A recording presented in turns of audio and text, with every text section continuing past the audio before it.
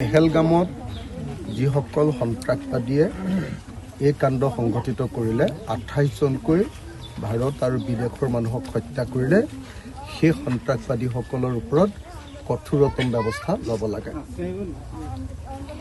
ভাৰত চৰকাৰে এতিয়ালৈকে সন্ত্ৰাসবাদীসকলক বিচাৰি উলিয়াই তেওঁলোকৰ ওপৰত কঠোৰতম ব্যৱস্থা নোলোৱাটোৱে আমাক উদ্বিগ্ন কৰি পেলাইছে।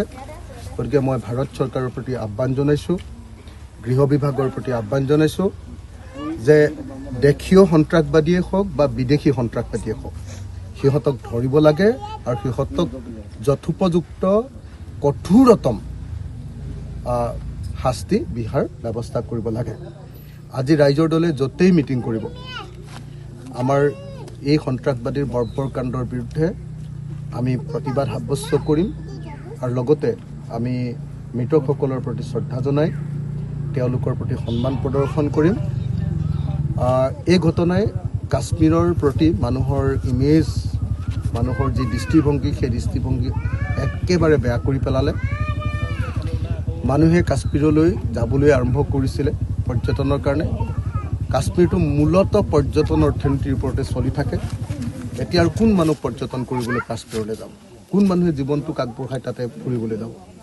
গতিকে এইটোৱেতো কাশ্মীৰৰ অৰ্থনীতি খতম কৰি পেলালে। আৰু ভাৰত চৰকাৰেও ইমান দিন যে সন্ত্ৰাসবাদী শেষ হৈ গ'ল বুলি কৈ আছিল, সেইটো যে শেষ কৰিব পৰা নাই। আৰু পেহেলগামৰ নিচিনা ঠাইত য'ত ডেইলি 2000-2500 মানুহ যায়, তাতনো কিয় আচলতে ভাৰত চৰকাৰে আৰু কাশ্মীৰ চৰকাৰে, জম্মু কাশ্মীৰ চৰকাৰে কিয়নো তাত আচলতে নিৰাপত্তাৰক্ষী ৰখোৱা নাছিলে, সেইটো এটা ৰহস্যজনক ঘটনা। নিৰাপত্তাৰক্ষী ৰখোৱাটো খুব জৰুৰী আছিলে, যিহেতু সকলোৱে জানে যে কাশ্মীৰ এখন সন্ত্ৰাসবাদৰ দ্বাৰা জৰ্জৰিত ঠাই। ভাৰত চৰকাৰে চাগে সন্ত্ৰাসবাদী একেবাৰে শেষ হৈ গ'ল বুলি ভুল তেওঁলোকে ধাৰণা লৈছিলে, যাৰ কাৰণত আমাৰ ইমানখিনি 28 জন মানুহক আমি হেৰুৱাব লগা হ'ল। মই এই মুহূৰ্তত ৰাইজৰ দলৰ সভাপতি হিচাপে সন্ত্ৰাসবাদীহঁতক নিৰ্মূল কৰাৰ পক্ষত। পেহেলগামত যিসকল সন্ত্ৰাসবাদীয়ে এই কাণ্ড সংঘটিত কৰিলে 28 জনকৈ ভাৰত আৰু বিদেশৰ মানুহক হত্যা কৰিলে সেই সন্ত্ৰাসবাদীসকলৰ ওপৰত কঠোৰতম ব্যৱস্থা ল'ব লাগে।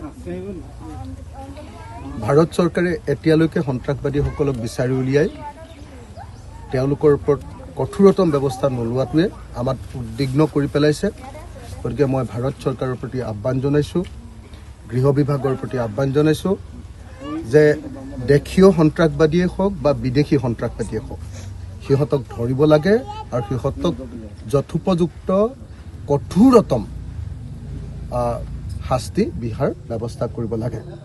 আজি ৰাইজৰ দলে য'তেই মিটিং কৰিব আমাৰ এই সন্ত্ৰাসবাদীৰ বৰ্বৰ কাণ্ডৰ বিৰুদ্ধে আমি প্ৰতিবাদ সাব্যস্ত কৰিম আৰু লগতে আমি মৃতকসকলৰ প্ৰতি শ্ৰদ্ধা জনাই তেওঁলোকৰ প্ৰতি সন্মান প্ৰদৰ্শন কৰিম।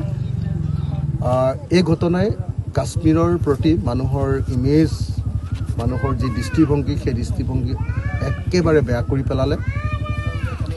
মানুহে কাশ্মীৰলৈ যাবলৈ আৰম্ভ কৰিছিলে পৰ্যটনৰ কাৰণে। কাশ্মীৰটো মূলতঃ পৰ্যটন অৰ্থনীতিৰ ওপৰতে চলি থাকে। এতিয়া আৰু কোন মানুহ পৰ্যটন কৰিবলৈ কাশ্মীৰলৈ যাব? কোন মানুহে জীৱনটোক আগবঢ়াই তাতে ফুৰিবলৈ যাব? গতিকে এইটোৱেতো কাশ্মীৰৰ অৰ্থনীতি খতম কৰি পেলালে। আৰু ভাৰত চৰকাৰেও ইমান দিন যে সন্ত্ৰাসবাদী শেষ হৈ গ'ল বুলি কৈ আছিল, সেইটো যে শেষ কৰিব পৰা নাই। আৰু পেহেলগামৰ নিচিনা ঠাইত য'ত ডেইলি 2000-2500 মানুহ যায়, তাতনো কিয় আচলতে ভাৰত চৰকাৰে আৰু কাশ্মীৰ চৰকাৰে, জম্মু কাশ্মীৰ চৰকাৰে কিয়নো তাত আচলতে নিৰাপত্তাৰক্ষী ৰখোৱা নাছিলে, সেইটো এটা ৰহস্যজনক ঘটনা। নিৰাপত্তাৰক্ষী ৰখোৱাটো খুব জৰুৰী আছিলে, যিহেতু সকলোৱে জানে যে কাশ্মীৰ এখন সন্ত্ৰাসবাদৰ দ্বাৰা জৰ্জৰিত ঠাই। ভাৰত চৰকাৰে চাগে সন্ত্ৰাসবাদী একেবাৰে শেষ হৈ গ'ল বুলি ভুল তেওঁলোকে ধাৰণা লৈছিলে, যাৰ কাৰণত আমাৰ ইমানখিনি 28 জন মানুহক আমি হেৰুৱাব লগা হ'ল। মই এই মুহূৰ্তত ৰাইজৰ দলৰ সভাপতি হিচাপে সন্ত্ৰাসবাদীহঁতক নিৰ্মূল কৰাৰ পক্ষত। যিকোনো খবৰৰ বাবে যোগাযোগ কৰক 7099017330 লগতে 7099017110 নম্বৰত।